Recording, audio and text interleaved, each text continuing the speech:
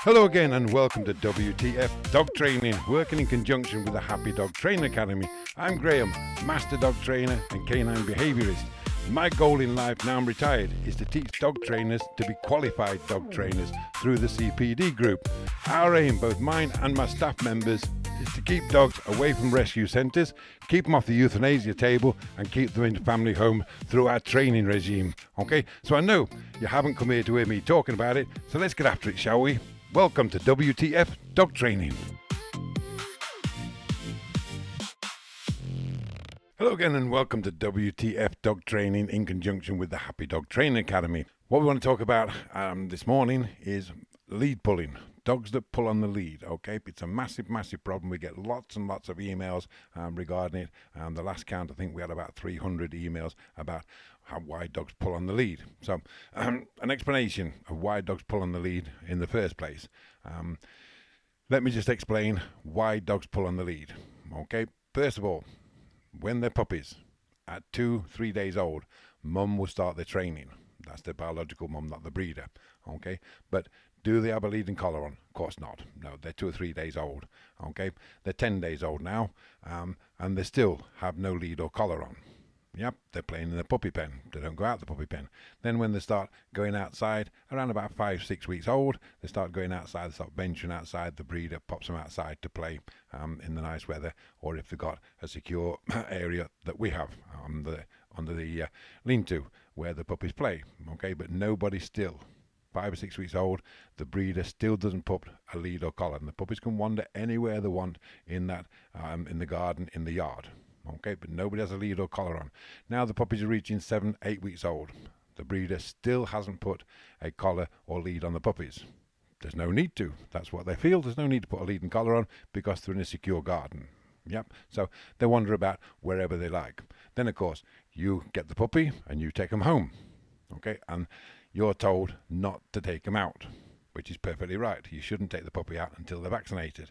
But do you put a collar and lead on? You might well put a collar on. Okay, with a little name tag. It's called a flat collar, but you don't put a lead on because the puppy's not allowed out.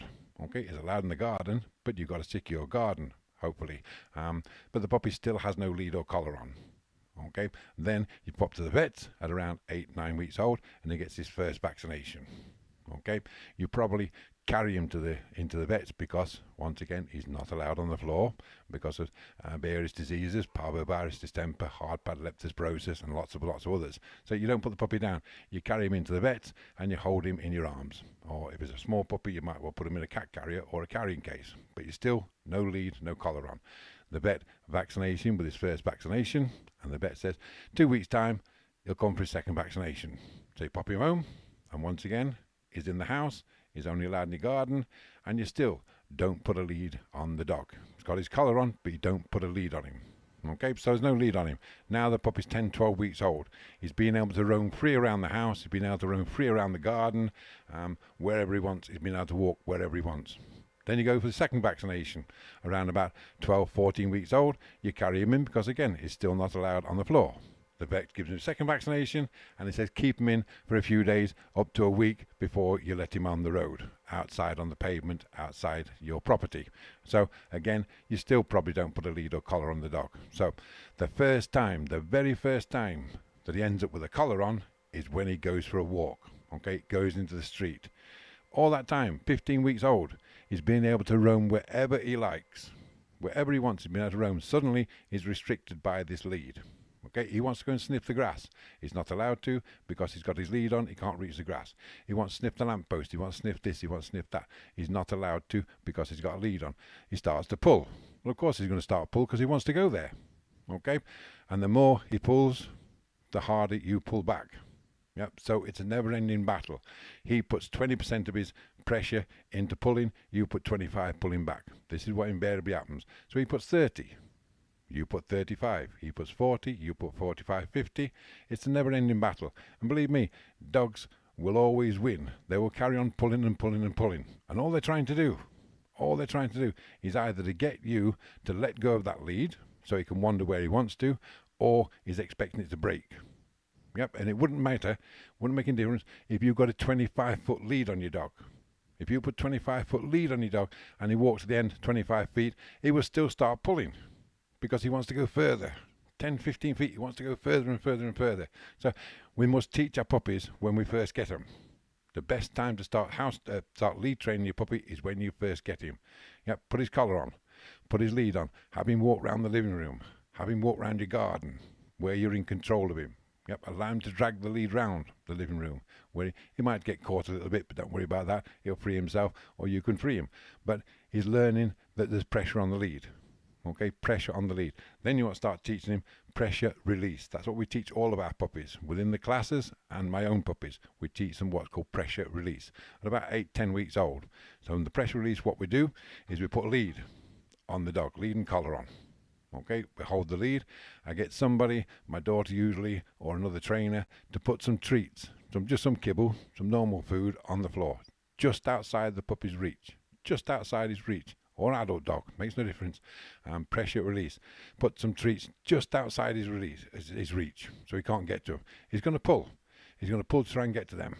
Okay? Then the release comes. Then you say, heel, or whatever you want, come, whatever you want. Whatever command you want. Heel, come, but don't say his name. Don't say his name. It's not important his name. Okay? Just say, come. Give it 5 or 10 seconds. Come again. 5 seconds, come again, 5 seconds, come again, 5 seconds, come again. Eventually, it might be 30, 40 times you've got to say it. But eventually the puppy will look round. The dog will turn around to see why you won't let him get them treats. Okay, and the instant, and this is important, the instant he turns around to look at you, that's when you praise. Good boy, good girl, praise. Show him a really tasty treat you've got in your hand, like chicken, hot dog sausages, liver, bacon, whatever you want.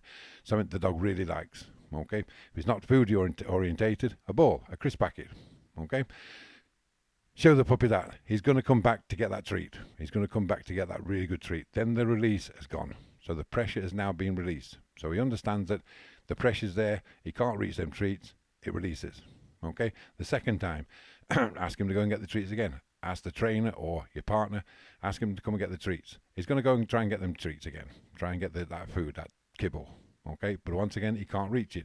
But this time, instead of 30 or 40 times where you say, come, come, come, instead of 30 or 40 times this time, you'll probably find it's 20 times, 15 times before he looks around. But the instant he looks around again, you praise him, give him a really nice treat.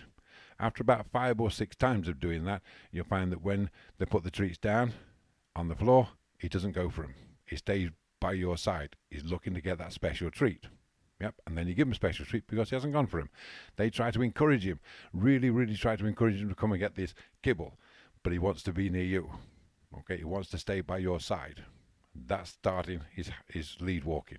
Okay, that's how the way to start his lead walking. Then when you go in the garden and you put his lead on, you show him that treat, show him that really, really tasty treat you got in your hand, and he stays by your side. I usually use my index finger, and I just say, watch me. Okay, and I've got the treat in my hand, watch me, watch me. Good boy. If he starts to venture just too far forward, before he pulls that lead tight, watch me and show him that treat. Fingers down, I've got the treat in my hand, like this. Okay, starts to venture, he's not pulling, he's just getting that little bit too far forward from me, where I want him by my side, a little bit too far forward. Then I say, watch me, watch my finger, watch this treat, the puppy watch this treat. Then you praise him, give him a little treat. Okay, that increases then when he's fully vaccinated, you can take him outside.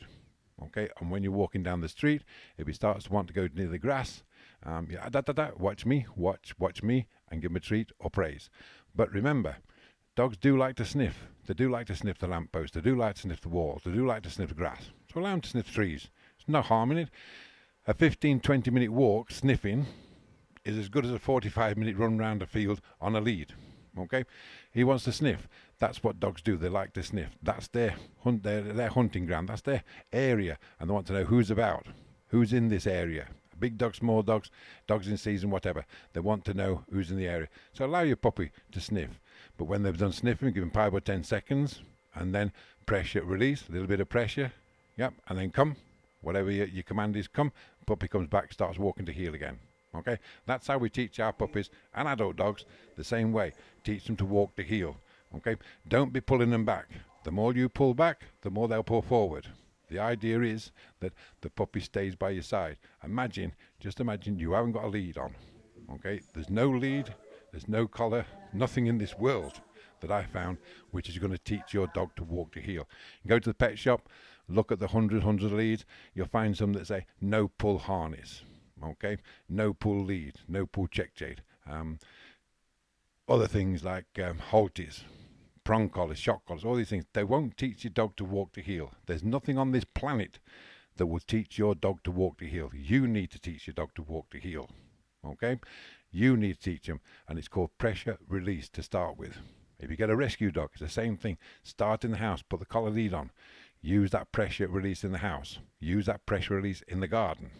Okay, where you put some treats down, come, or heel, whatever you want to use, and then teach them just outside your house when you go for playing, when you go in the park.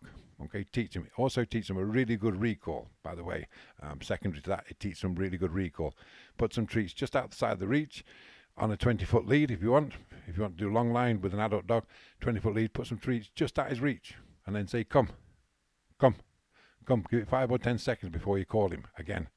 The minute he turns around, praise, give him a treat. Really tasty treat. Something he's not going to get them kibbles off the floor. It's much tastier than that. Give him a little treat, then he understands he's got to stay by your side. Okay, that's how we teach our puppies to walk to heel. A very, very easy way. Okay, you can always slow the video down or repeat it, what I've been saying to you on how to teach them, but it's mainly called pressure release. Okay, I hope you enjoyed this little podcast. Don't forget, like and share. All the profits that we do make go to the rescue dogs we teach. That's our job, is to teach rescue dogs. And the more you support us, the more dogs we can find homes for. Okay, I'm Graham, Master Dog Trainer, Canine Behaviourist. We'll speak to you soon. Take care now. Bye.